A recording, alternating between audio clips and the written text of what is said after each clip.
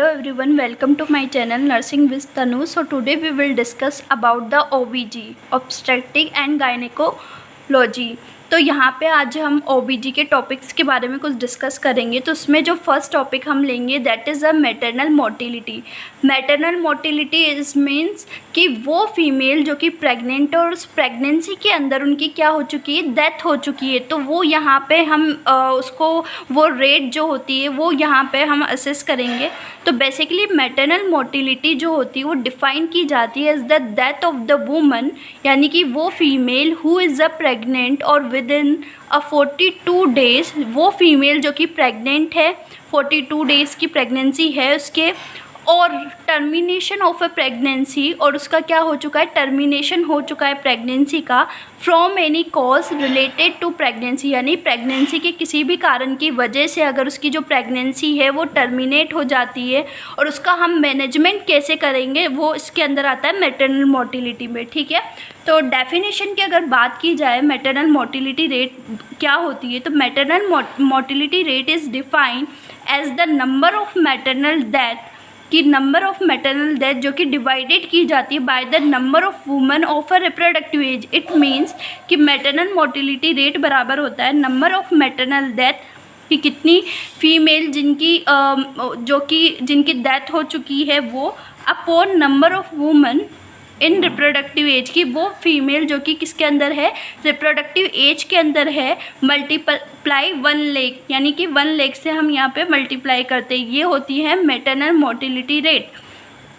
अगर हमें कम्युनिटी के अंदर मैटरनल मोटिलिटी रेट निकालनी है तो हमें उससे पहले नंबर ऑफ मैटरनल डेथ कितनी है वो हमें मालूम होना चाहिए, number of woman in reproductive age, कितनी वुमेंस है जो कि रिप्रोडक्टिव एज की है, मल्टीप्लाई 1 लाख से हम यहाँ मल्टीप्लाई करते हैं। नेक्स्ट इसके क्या क्या कारण हो सकते हैं मैटरनल मोटिलिटी के, तो जैसे कि अबॉर्शन हो गया, कि अबॉर्शन की वजह से भी कहीं ना कहीं, जैसे हैमरेज हो गया, ब्लड लॉस बहुत ज़्यादा हो गया है, जैसे एंटीपार्टम हैमरेज हो गया, तो उस कहीं ना कहीं उस रीज़न की वजह से हो सकती है। अबॉर्शन कहीं ना कहीं एक कारण बनता है। ठीक है, एक्टोपिक प्रेगनेंसी है। ठीक है, इसके अलावा प्री एक्लैम्सिया हो गया, एंटीपार्टम हैमरेज हो गया, पोस्टपार्टम हैमरेज हो गया, ठीक है, पर्पल सेप्सिस हो गया, ट्रॉमा हो गया। तो ये कई सारे रीज़न हैं जिसकी वजह से क्या हो सकती है, एक फ़ीमेल की डेथ हो सकती है। इसके अलावा इनडायरेक्ट कोज की बात करें, ये तो थे डायरेक्ट कोज जो कि कहीं ना कहीं डायरेक्टली हार्म कर रहे हैं। इनडायरेक्टली में जैसे कि मदर को एनीमिया हो गया, या कार्डियक डिजीज़ उसको हुई है, डायबिटीज़ हो गया, थायराइड डिसफंक्शन उसके हो चुके हैं, हाइपरटेंशन, ओबेसिटी, अंडरवेट, इसके अलावा हेपेटाइटिस हो गया। तो कई सारे कारण हो सकते हैं इनडायरेक्टली भी जो कि कहीं ना कहीं मदर को क्या मैटरनल मोटिलिटी रेट को इंक्रीज़ करते हैं, या किसी भी प्रकार का कोई इन्फेक्शियस डिजीज़ हो गई, टाइफॉइड हो गया, मलेरिया हो गया, तो ये सब किसको कॉज करते हैं, मैटरनल मोटिलिटी को कॉज करते हैं। नेक्स्ट आता है इसमें steps of reduce maternal motility, की क्या हम यूज़ करके, किन स्टेप्स का हम यूज़ करके मैटरनल मोटिलिटी को डिक्रीज़ कर सकते हैं। तो पहला स्टेप जो होता है, pregnancy should be registered as early as possible, कि प्रेगनेंसी का पंजीकरण क्या होना चाहिए, करवाना चाहिए जितना जल्दी हो सके। ठीक है, encourage for the improvement in the health, कि हमें क्या करना है, एनकरेज करना है मदर की हेल्थ को इम्प्रूव करने के लिए।